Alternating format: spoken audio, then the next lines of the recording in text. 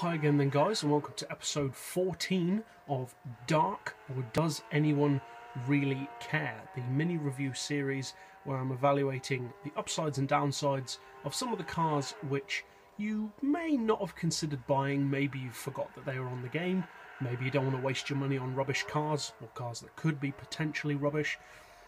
Maybe you just forgot that you've got one of these in your garage and haven't used it in years maybe.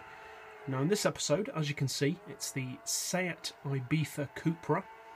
This is the only Seat that features on the game, unfortunately, because they're pretty nice cars. So is it any good? Well, of the cars of this series, this is probably one of the ones which isn't as obscure. You do see some people using this car, and whereas with some of the cars in this series, they really do surprise you by how good they are. With the Seat, it is already a pretty well established hot hatch, so most people wouldn't really be as surprised that it turns out to be a good car. I mean, it's a good looking car, it looks the part, it's yellow as standard, so it catches your eye, it's got the power, it's got the badge, it's already a pretty hot car. So, what's it like fully tuned for those of you who maybe haven't tried out this car before?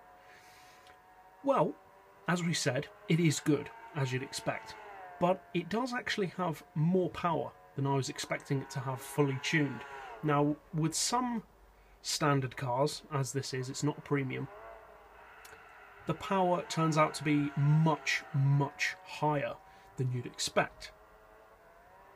And with some, they turn out to be much lower than you expect. So what's it like for this car? Well, fully tuned, you're looking at just under 400 horsepower. It's 395 fully tuned, which was more than I was expecting. I was expecting maybe the low 300s. So just under 400 brake is pretty good. It is a front wheel drive chassis, so there is some wheel spin. The steering can be a little bit heavy if you give it full power around corners. But in this video, I'm using sport softs on this car, and it still handles really well. I mean, usually I'd use racing softs, but I just didn't bother with this car, and it still handles great. There's tons of grip, it's easy to drive, and each lap I did with it just kept getting quicker and quicker. Now, we've talked about its power. What's it like for weight? Obviously it's a small car, it's front wheel drive, which also lends itself to being lightweight. How heavy is it? Well, with the full weight loss package, it weighs 990 kilos, so it's less than a ton, which is pretty good. It's well placed weight-wise against its rivals, say the Ford Focus ST, the Lancia Delta, the Golf GTI, that kind of thing. And fully tuned, you're looking at 522 pp, which personally, a bit like with the Triumph Spitfire that I did a review in the series for a while back, I would say that the pp on this car is a bit too high, to be honest, because although it is powerful and it is light, it is still a front-wheel drive hatchback. So it's never going to give you lap times on so many different tracks as something that has rear-wheel drive or all-wheel drive, because the understeer just will not allow you to take corners as quickly as an all-wheel drive or a rear-wheel drive car. So it's my opinion that this car's PP is a bit too high. I think it should be maybe the 490 region rather than 520 or 522, as this one in particular is.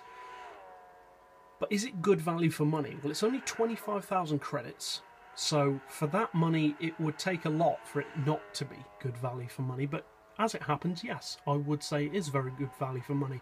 Some of the other hot hatches are more expensive than that, and I would say this is probably one of the best handling hot hatches in the game, especially one of the best handling front-wheel drive hot hatches in the game.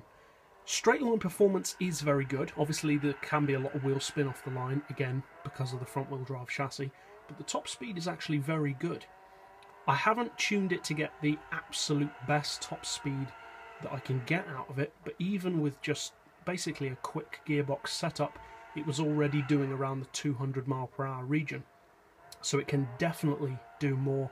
I'm thinking probably the 210 mph region, with a long gear setup for, say, Special Stage Route X. So yes, it's a quick car for a hot hatch. Top speed's good, mid-range and top-end acceleration are pretty good, as is often the case with front-wheel drive cars. Off the line, as we said, not that great. But overall, if you haven't tried this car or haven't driven it in a while, I would recommend that you get it out, dust it off and give it a go, because it's a pretty cool little car. It's, I would say, better to drive than, say, a Golf GTI. Obviously, that's just my personal opinion. But at the very least, I would say definitely get this car out, or if you haven't bought it yet, try it out. I mean, it's cheap, come on. And that's it, really. So, see you in the next episode, and as always, thanks for watching.